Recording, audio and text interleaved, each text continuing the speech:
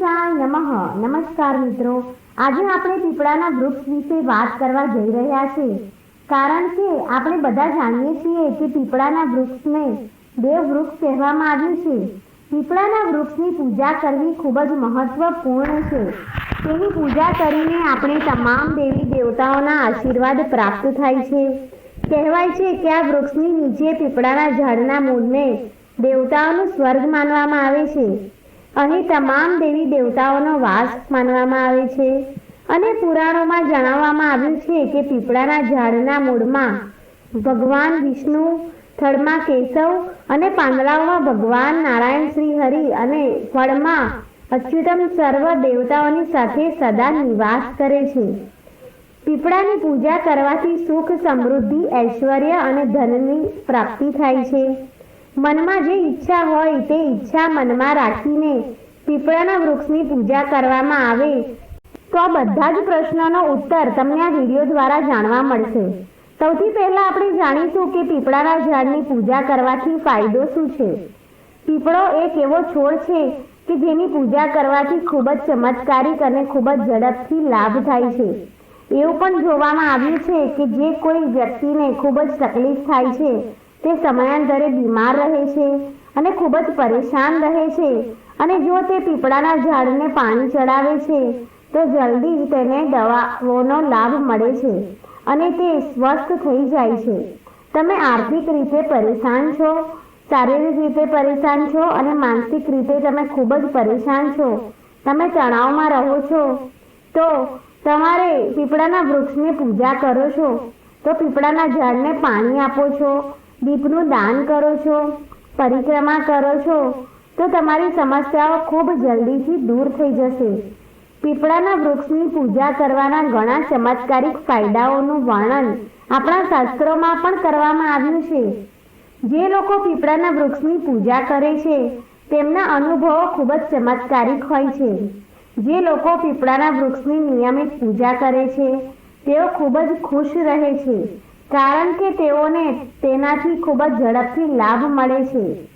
જો તમે કોઈ એવી સમસ્યાથી પીડાતા હોવ કે જેના માટે તમે સમાધાન શોધી શકતા નથી અને કારણ તમે સમજી શકતા નથી, તો તમારા ઘરની નજીકના કોઈ પણ પીપળાના ઝાડને જોઈ લો અને પછી દર શનિવારે ત્યાં જળ ચડાવો અને સાંજના સમયે ત્યાં એક દીવો પ્રગટાવવો જોઈએ.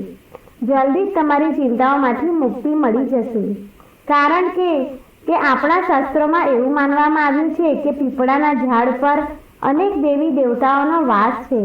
આ વૃક્ષ પર 33 કરોડ દેવી દેવતાઓનો વાસ છે. આ વૃક્ષ પર શ્રી હરિ, વિષ્ણુ, ભગવાન શિવ અને બ્રહ્માજીનો વાસ છે અને સાથે આપણને પિતૃઓની પણ કૃપા મળે છે. ભગવાન શ્રી હરિના આશીર્વાદ મળે છે અને આપણા પૂર્વજો પણ આપણા વૃક્ષ પર નિવાસ કરે છે. તેથી જ્યારે આપણે આ બધાના આશીર્વાદ મેળવીએ છીએ ત્યારે જલ્દીથી જ તમારી મનની ઈચ્છા પૂરી થઈ જશે. જો તમે કોઈ પરેશાનીથી પીડાતા હોવ તો આ પીપળાના ઝાડની પૂજા અજમાવો તો તમને અવશ્ય લાભ થશે. તમે ઓછામાં ઓછું 7 દિવસ શનિવારે પૂજા તમારે કરવી જ જોઈએ. મિત્રો, હવે વાત કરીશું કે શું ફક્ત શનિવારે જ પીપળાના ઝાડને પાણી આપી શકાય છે. મિત્રો, તમે રવિવાર સિવાય કોઈ પણ દિવસે પીપળાના ઝાડને જળ ચડાવો તે સારું અને શુભ રહેશે. પરંતુ જો તમે શનિવારે જ પાણી આપો તો તમારી બધી સમસ્યાઓ દૂર થઈ જશે.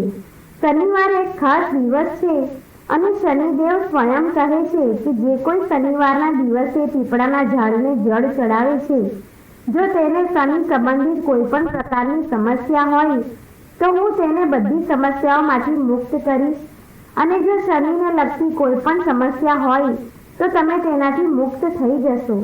તેથી જે લોકો શનિદેવની પીડાથી પીડાય છે તેઓ જાણે છે કે જો શનિદેવ તમને કોઈ પણ રીતે પ્રભાવિત કરે છે તો તમારા જીવનમાં તમામ પ્રકારની આર્થિક, શારીરિક અને માનસિક સમસ્યાઓ આવે છે. એટલે કે તમારા જીવનમાં બધી સમસ્યાઓ આવે છે.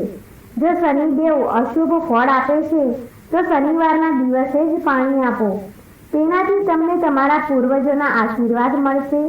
અને શનિવારે પીપળાના ઝાડમાં માં લક્ષ્મીનો વાસ માનવામાં આવે છે, તો તમે ઈચ્છો તો માં લક્ષ્મીની કૃપા પ્રાપ્ત કરી શકો છો. શ્રી હરિ વિષ્ણુની સાથે જો તમારે દેવી લક્ષ્મીની સ્થિરતા જોઈતી હોય તો તમારે ખાસ કરીને શનિવારે પીપળાના વૃક્ષની પૂજા કરવી જોઈએ. જો કે તમે ઈચ્છો તો સોમવારે પણ પાણી આપી શકો છો. મંગળવારે પાણી આપવાથી પણ લાભ થાય છે. પરંતુ જો તમે ફક્ત એક જ દિવસે શનિવારે પાણી આપો છો તો તમારી બધી મનોકામનાઓ પૂર્ણ થાય છે અને તમને દરેક પ્રકારની સમસ્યાઓમાંથી તમને મુક્તિ મળે છે. પછીનો પ્રશ્ન એ છે કે પીપળાના ઝાડને પાણી સૂર્યોદય પછી આપવું કે સૂર્યોદય પહેલા? તો જુઓ, એવું કહેવાય છે કે પીપળાના ઝાડને સૂર્યોદય પહેલા પાણી આપવું જોઈએ. એનો અર્થ એ છે કે આપણે સૂર્યોદય પહેલા પીપળાના ઝાડને પાણી આપવું જોઈએ.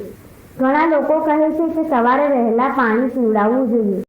સવારે સૂર્યોદય પહેલા પીપળાના ઝાડને પાણી આપશો તો ખૂબ જ શુભ ફળ મળશે.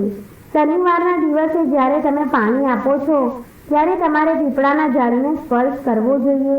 શનિવાર એવો દિવસ છે કે જ્યારે તમે પીપળાના ઝાડને સ્પર્શ કરો છો અને તેને વંદન કરો છો તો તમને ઘણા પુણ્ય ફળ મળે છે અને તમને શનિદેવની કૃપા પ્રાપ્ત થાય છે અને તમને દેવી લક્ષ્મીના આશીર્વાદ પણ મળે છે. માટે પીપળાના ઝાડને સ્પર્શ કરવું જોઈએ. અને હવે ચાલો વાત કરીએ કે તમે કેટલી પરિક્રમા કરી શકો છો. તો મિત્રો, તમે ઓછામાં ઓછી 7 પરિક્રમા કરી શકો છો. તમે 11 કે 21 કે 108 પરિક્રમા પણ કરી શકો છો. પણ બની શકે તો 7 પરિક્રમા અવશ્ય કરવી જ જોઈએ. અને 7 પરિક્રમા કરતી વખતે ઓમ નમો ભગવતે વાસુદેવાય નમઃ મંત્રનો જાપ કરી શકો છો. અથવા તમે ઈચ્છો તો ઓમ નમઃ શિવાયનો મંત્રનો જાપ કરી શકો છો. તમે આ રીતે તમે પીપળાના વૃક્ષની આસપાસ પરિભ્રમણ કરી શકો છો. ખૂબ જ ટૂંક સમયમાં જો તમે કોઈ પણ પ્રકારની સમસ્યાઓ સામે ઝઝૂમી રહ્યા છો તો તમને તેમાંથી અવશ્ય રાહત મળશે. શું પીપળાના ઝાડ નીચે સવારે અને સાંજે દીવો પ્રગટાવી શકાય?